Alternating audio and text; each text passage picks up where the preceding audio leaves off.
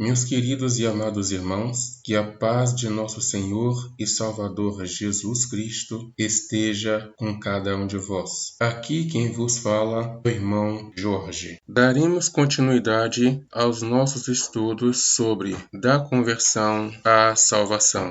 Do mesmo modo que aquele que tem natureza terrena agia como convinha à natureza, do mesmo modo é quando se diz natureza santa, ou seja, aquilo que é natural à santidade, automático, sem projeto, sem planejamento, sem estudo. Espontaneamente se deseja fazer o que é contrário ao pecado. Automaticamente se quer praticar o que é santo. Tendo natureza santa, logo seu comportamento será santo. Mas para isso é necessário nascer outra vez, nascer de novo, como disse o Senhor Jesus Cristo no Evangelho de João, no capítulo 3, do versículo 3 até o versículo 7. Em verdade te digo, que se alguém não nascer de novo, não pode ver o reino de Deus. Perguntou-lhe Nicodemos: como pode um homem nascer sendo velho? Pode porventura voltar ao ventre materno e nascer segunda vez? Respondeu Jesus: em verdade te digo, quem não nascer da água e do Espírito não pode entrar no reino de Deus. O que é nascido da carne é carne, o que é nascido do Espírito é Espírito. Não te admires de eu te dizer, importa-vos nascer de novo. Ora, para alguém nascer de novo, nascer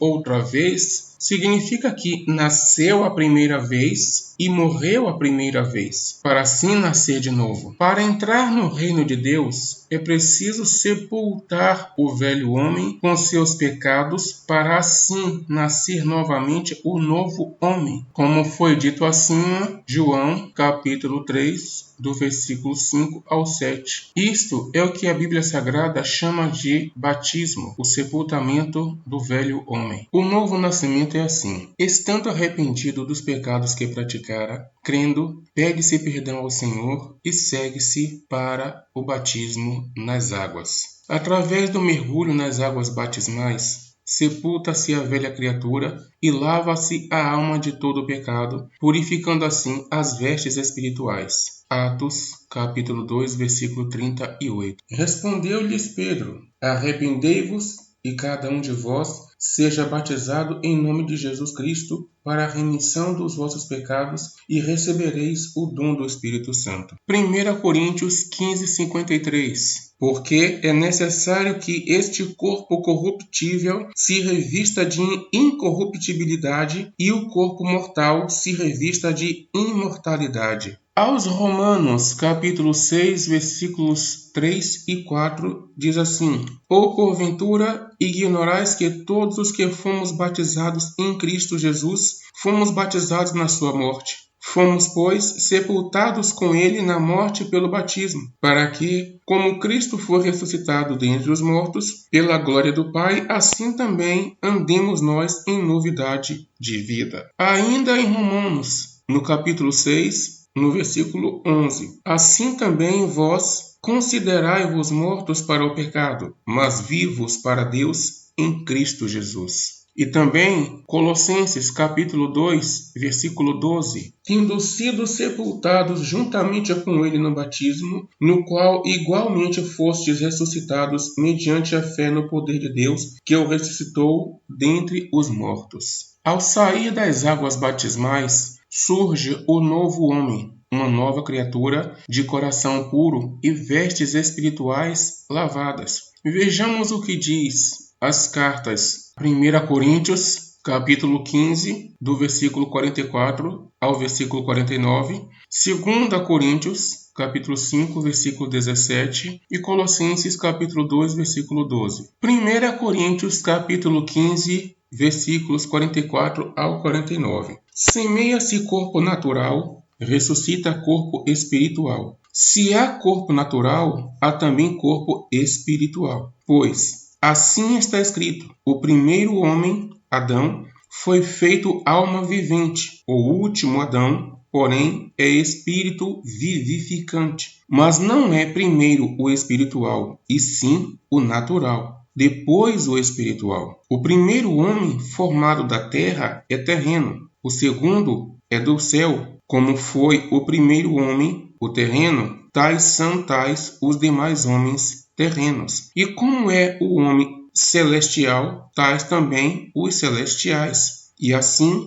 como trouxemos a imagem do que é terreno, também devemos trazer a imagem do que é celestial. 2 Coríntios 5:17 diz assim: E assim, se alguém está em Cristo, é nova criatura. As coisas antigas já passaram, eis que se fizeram novas. E Colossenses, capítulo 2, versículo 12, diz assim: Tendo sido sepultados juntamente com ele no batismo, no qual igualmente fostes ressuscitados mediante a fé no poder de Deus, que o ressuscitou dentre os mortos, fazendo nascer de novo aquele primeiro homem puro, sem pecado, sem mácula, sem mancha, que havia sido morto através do pecado de Adão. Vejamos Gênesis, capítulo 2, versículo 17, Romanos, capítulo 5, versículo 14, Efésios, capítulo 2, versículos 1 e 5.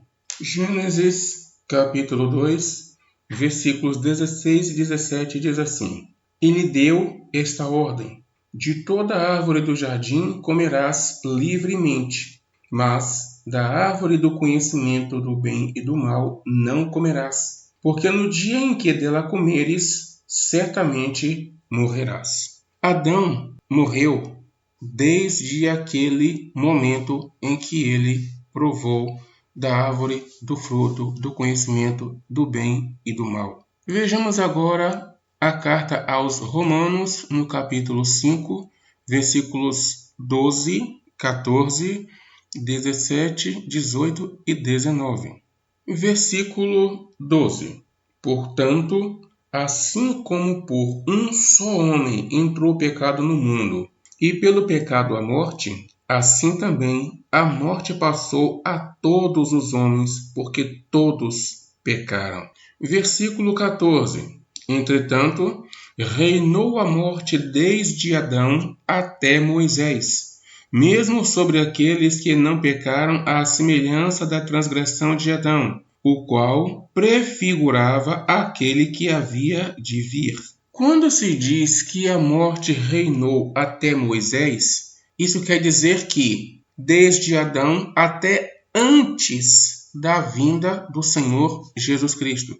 A partir do momento em que veio o Senhor Jesus Cristo, acabou-se aí o reinado da morte. E quando se diz, mesmo sobre aqueles que não pecaram à semelhança da transgressão de Adão, ou seja, mesmo sobre aqueles que não desobedeceram a Deus da mesma forma que Adão desobedeceu. Como foi que Adão desobedeceu? Provando do fruto da árvore do conhecimento do bem e do mal. O que o apóstolo Paulo está dizendo aqui é que não precisa ser transgressão igual a de Adão, só precisa ser transgressão, porque o pecado é toda consciente desobediência às ordenanças de Deus. Se essa desobediência não é consciente, quando a pessoa não sabe o erro que está cometendo, não é considerado como pecado, porque o pecado é a desobediência consciente. Por isso que o Senhor Jesus Cristo disse: deixai vir a mim as criancinhas, porque delas é o reino dos céus. Porque as criancinhas erram, mas o erro delas não é considerado como pecado, porque as criancinhas não têm a consciência, ainda não provaram do fruto da árvore do conhecimento do bem e do mal, ou seja, ainda não adquiriram a consciência. Versículos 17, 18 e 19. Se pela ofensa de um e por meio de um só reinou a morte, muito mais os que receberam a abundância da graça e o dom da justiça reinarão em vida por meio de um só, a saber, Jesus Cristo. Pois assim como por uma só ofensa veio o juízo sobre todos os homens para a condenação, assim também, por um só ato de justiça, veio a graça sobre todos os homens para a justificação que dá vida. Porque, como pela desobediência de um só homem muitos se tornaram pecadores, assim também, por meio da obediência de um só, muitos se tornarão justos. Mas, meus queridos, existe a diferença entre ser puro e ser santo. Ser puro é simplesmente não ter impurezas, pecado, mancha, tal como uma criancinha. É por isso que Deus não manda batizar crianças, pois elas não têm pecado para serem perdoados e nem manchas nas suas vestiduras para serem lavadas. E também porque é necessário que espontaneamente se creia de todo o coração e esteja arrependido, como diz lá em Atos capítulo 8, versículo 36 ao 38. Seguindo eles caminho, chegando a certo lugar onde havia água, disse o eunuco: Eis aqui água, quem impede que eu seja batizado? Filipe respondeu: É lícito se crê de todo o coração. E respondendo ele disse: Creio que Jesus Cristo é o Filho de Deus. Então mandou parar o carro, ambos desceram à água e Filipe batizou o eunuco. Vejam que Filipe disse ao eunuco que é necessário se crer de todo o coração. É essa a condição para a pessoa ser batizada. Ela precisa querer e crer. A criança não sabe o que quer. Em um momento, ela quer uma coisa. De repente, ela já muda, não quer mais aquilo. A criança não crê em nada. Ela nem sabe o que é fé. Para uma criança ser santificada, basta apenas que um dos seus progenitores, o pai ou a mãe, seja santo, para que uma criancinha seja santificada. Como a gente vê em 1 Coríntios, no capítulo 7, versículo 14, o apóstolo Paulo diz assim: Porque o marido incrédulo é santificado no convívio da esposa, e a esposa incrédula é santificada no convívio do marido crente. De outra sorte, os vossos filhos seriam impuros, porém agora são santos. Por quê?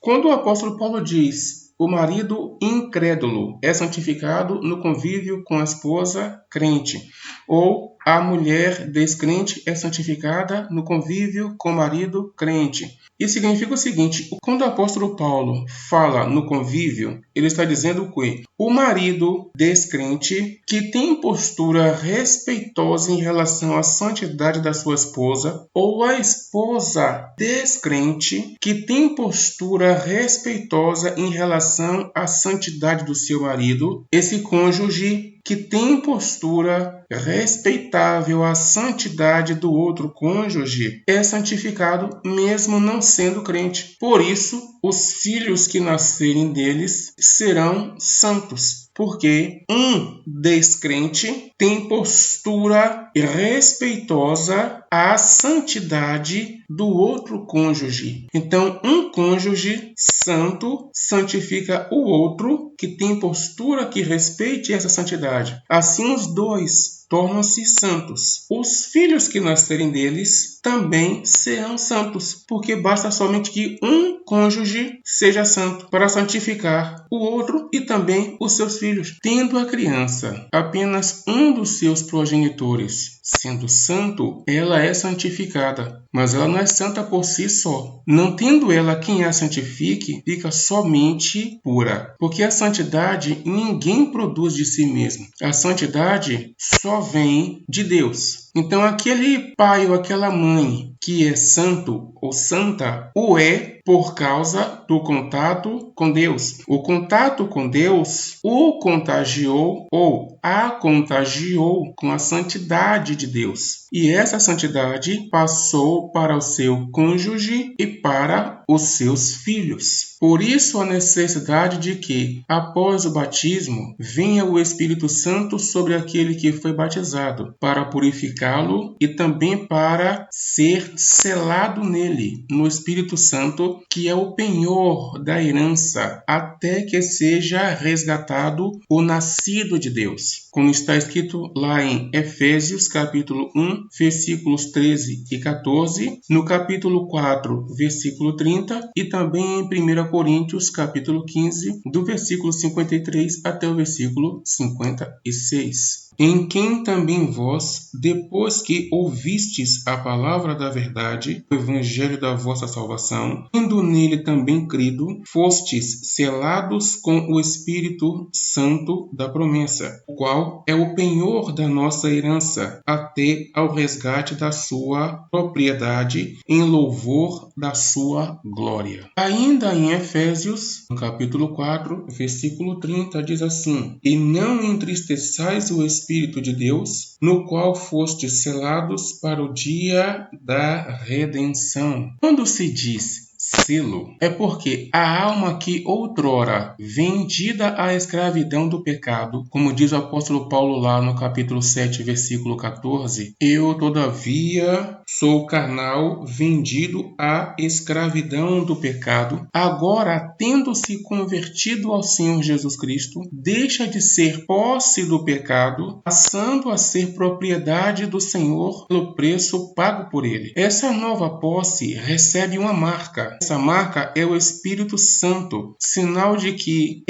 essa nova alma, esse novo nascido de Deus, pertence ao Senhor. E quando se diz penhor, isso significa dizer que o Espírito Santo foi posto como garantia de pagamento pelos pecados daquela alma. A alma que permanece até o fim em obediência ao Senhor será resgatada, como está escrito lá em Mateus, no capítulo 24, versículo 13. Aquele que perseverar até o fim será salvo. É por isso que lá em Lucas, no capítulo 21, versículo 19, o Senhor Jesus Cristo nos avisou que é na nossa perseverança que ganharemos a nossa salvação. E herda a herança do Senhor através do penhor que lhe dá essa garantia. Para que serve o penhor? Caso essa alma volte ao pecado e morra no pecado, ela mesma estará anulando o preço pago pelo seu resgate. Assim, ela perde o selo, que ela deixa de pertencer ao Senhor. A marca de propriedade do Senhor, o penhor, é resgatado e a alma espontaneamente volta ao seu antigo dono, que nesse caso é a morte. Como diz na carta aos Hebreus, no capítulo 6, do versículo 4 ao versículo 6. É impossível, pois, que aqueles que uma vez foram iluminados e provaram o dom celestial e se tornaram participantes do Espírito Santo e provaram a boa palavra de Deus e os poderes do mundo vindouro e caíram, sim, é impossível outra vez renová-los para arrependimento, visto que de novo estão crucificando para si mesmos o Filho de Deus e expondo-o à ignomínia, à vergonha, ao desprezo. Mas não é como muitos pensam que todo desviado, só porque se desviou, não tem mais como renová-los para arrependimento. Não é isso. O autor da carta aos Hebreus está dizendo que aqueles que uma vez foram iluminados, aquela pessoa que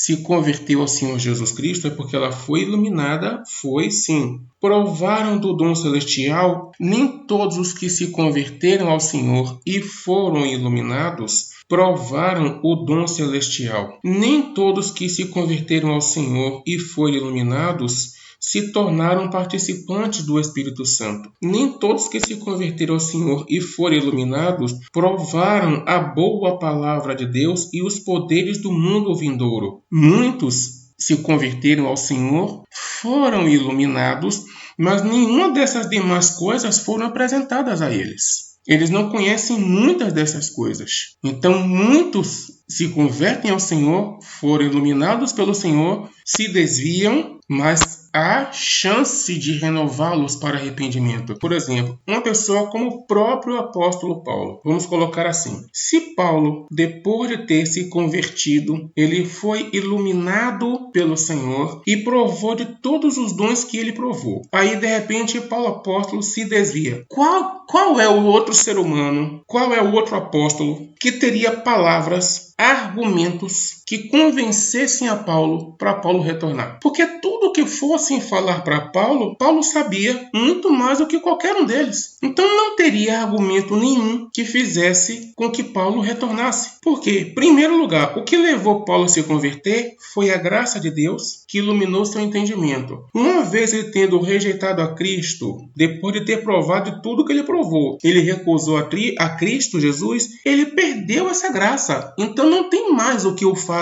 enxergar. Ele teria crucificado novamente a Cristo Jesus.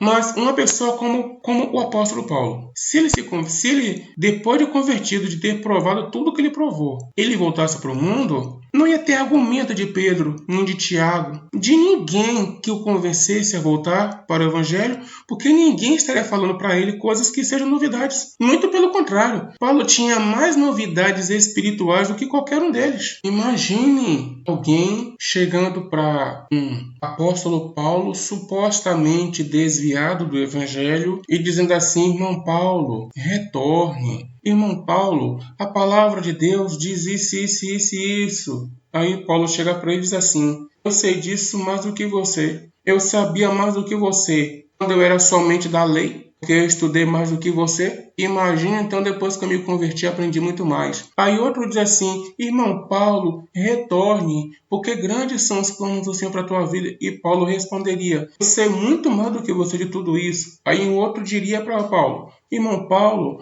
eu estive no reino celeste e eu vi isso. E Paulo dizer: eu também estive, e eu também vi, e vi mais do que isso aí. Aí outro chega para o irmão Paulo e diz assim: irmão Paulo, eu vi os anjos do Senhor. E Paulo diz: eu também vi. Aí outro diz assim: irmão Paulo, eu vi o próprio Senhor. E aí Paulo responde: eu também vi. Então, muito pior ainda quando aquela pessoa desviada não reconhece que está desviada. Aí se torna muito pior. Porque quando a pessoa não quer admitir que está desviada, ela vai começar a externar todo o conhecimento que ela tem, tanto teoricamente como espiritualmente. Aí vai começar a expor tudo para vencer num debate contra aquele que quer convencê-lo de que ele está fora do Evangelho. Esse é o pior, porque ele acredita que não é desviado e vai viver totalmente longe da santidade, dando mau exemplo, sendo trevas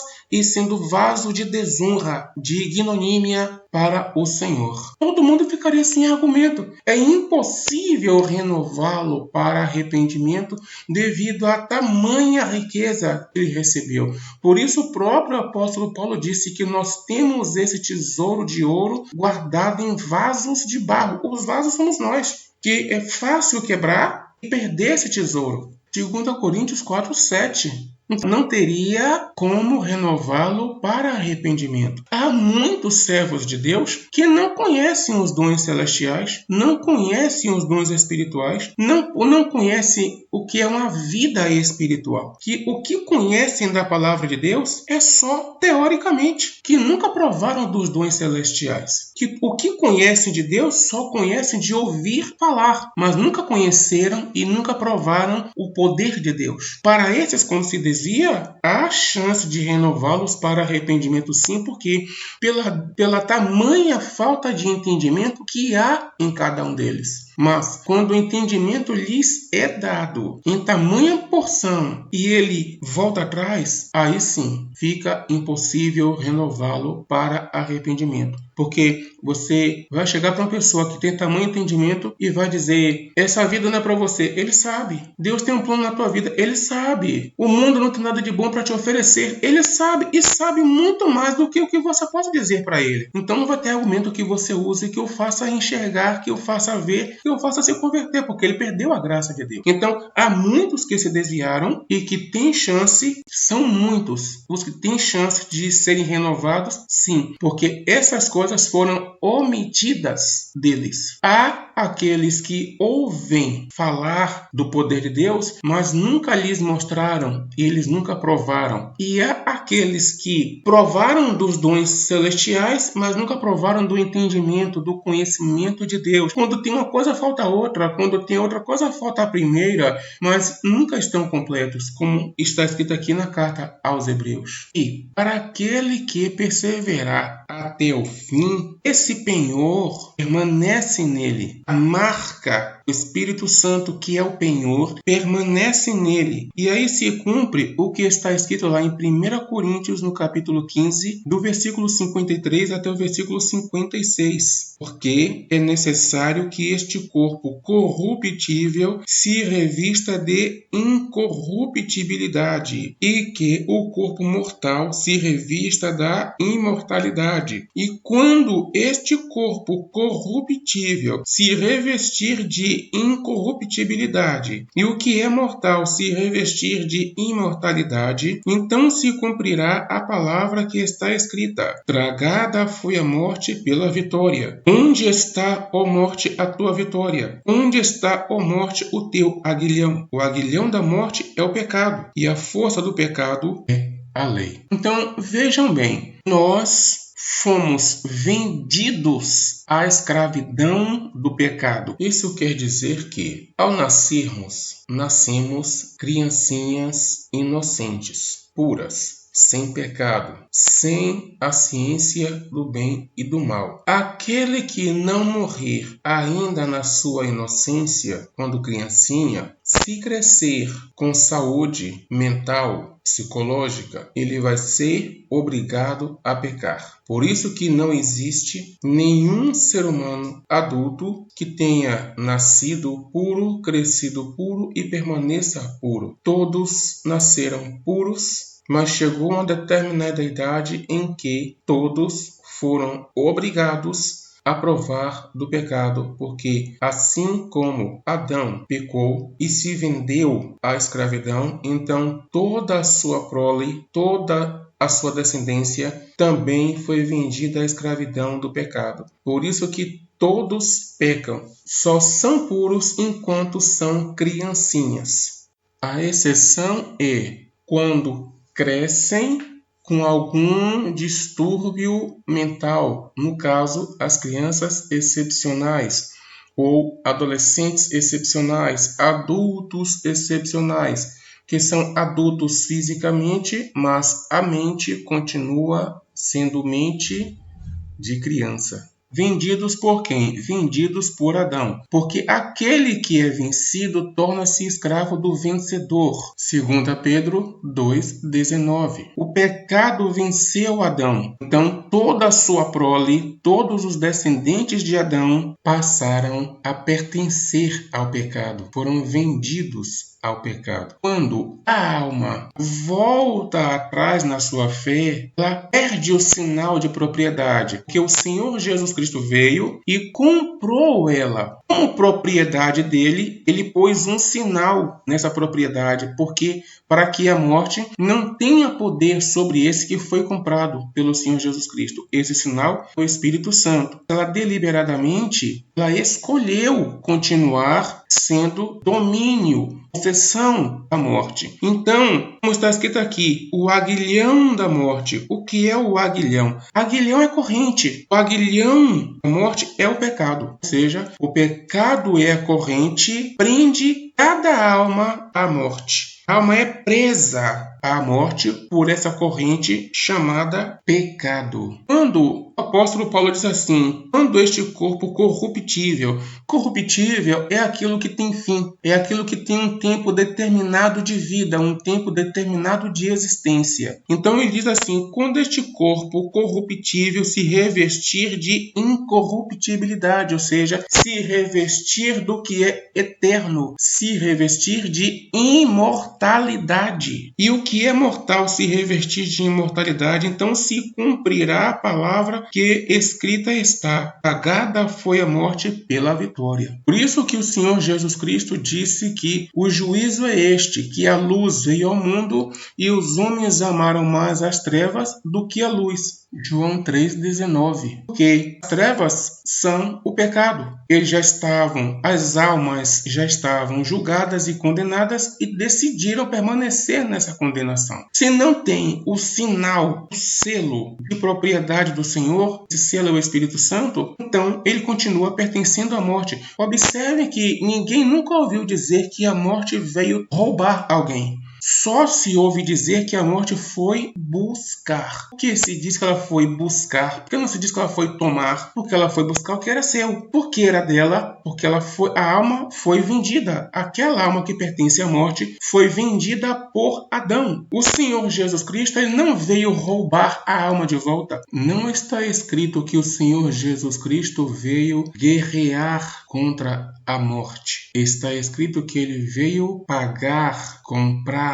Por que não veio roubar? Porque a alma não foi roubada pela morte. A alma foi vendida à morte. Foi vendida por Adão, foi vendida ao pecado, por isso que diz que a morte reinou. A morte reinou desde Adão. Ela reinou, ela passou a ser dona. Veja que quando o Senhor Jesus Cristo foi tentado, o maligno, ele levou o Senhor Jesus Cristo no pináculo do templo e mostrou todos os reinos da terra e disse: tudo isto é meu, a ti eu te darei, se prostrado me adorares, porque a mim foi dado, e eu dou a quem eu quiser. Lucas 4:6. Ele não mentiu, que realmente foi dado a ele. Por isso que Jesus Cristo não veio tomar de volta, ele veio comprar. Quando se diz que pagou um alto preço, significa que ele comprou. O Senhor Jesus Cristo não compraria de volta aquilo que lhe foi roubado. Se lhe tivesse sido roubado, ele iria tomá-lo de volta, conquistá-lo novamente. Quando se diz que ele comprou, quando alguém compra alguma coisa, é porque não lhe pertence, pertence a outro. E se você quiser, você vai ter que pagar. Por isso que ele pagou, porque a alma não lhe pertencia à morte. Então ele teve que comprar. Ele comprou, é propriedade dele, então ele vai colocar um selo de propriedade dele, uma marca dele. Essa marca é o Espírito Santo. E quando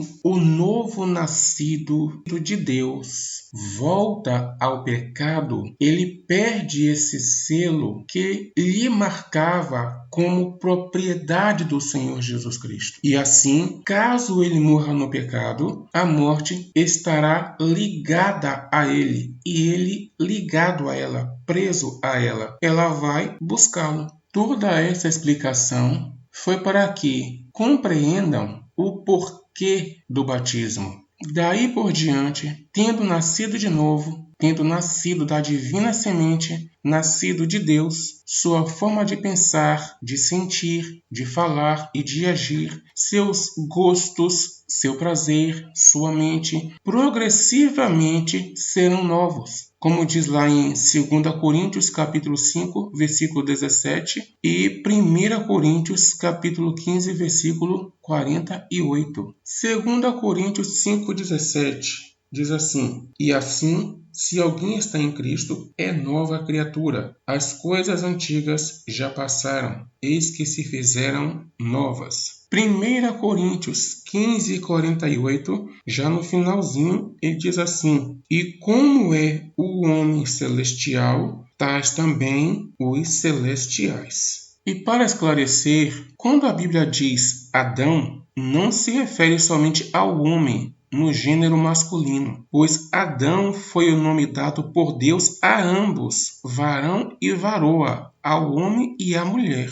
Veja lá em Gênesis capítulo 5, versículo 2. Homem e mulher os criou, e os abençoou, e lhes chamou pelo nome de Adão, no dia em que foram criados. Quem colocou o nome de Eva foi Adão, não foi Deus. Mas a ambos Deus chamou de Adão. Então, quando se diz que Adão pecou, Isso quer dizer que ambos, o varão e a varoa, pecaram. E quando se diz a imagem e semelhança de Deus, isso quer dizer que ambos, homem e mulher, assim foram feitos, imagem e semelhança de Deus. Vamos ver em Gênesis 1, capítulo 27. Criou Deus, pois, o homem, a sua imagem, a imagem de Deus o criou. Homem e mulher os criou. Tendo nascido de novo, começa a luta contra si mesmo. Gálatas, capítulo 4, versículo 29, capítulo 5, versículo 16 e 17. Capítulo 4, versículo 29 diz assim: Como, porém, outrora, o que nascera segundo a carne perseguia ao que nasceu segundo o Espírito, assim também agora. Ou seja, o nosso velho eu vai se levantar para lutar contra o novo nascido de Deus. É uma luta contra si mesmo. Gálatas capítulo 5, versículo 16 e 17. Digo, porém, andai no Espírito, e jamais satisfareis a concupiscência da carne. Porque a carne milita contra o Espírito, e o Espírito contra a carne, porque são opostos entre si, para que não façais o que porventura seja do vosso querer. Em outras palavras, o eu já não pode mais existir. Como o Senhor Jesus Cristo disse lá em Lucas, capítulo 14, versículo 26 e 27. Se alguém vem a mim e não aborrece a seu pai e mãe, e mulher e filhos, e irmãos e irmãs, e ainda a sua própria vida, não pode ser meu discípulo. E qualquer que não tomar a sua cruz e vier após mim, não pode ser meu discípulo. O novo nascido de Deus, ainda que peque, não terá prazer em pecar. É o que está escrito em 1 João, capítulo 3, versículo 9. Todo aquele que é nascido de Deus não vive na prática de pecado, pois o que permanece nele é a divina semente. Ora, esse não pode viver pecando, porque é nascido de Deus.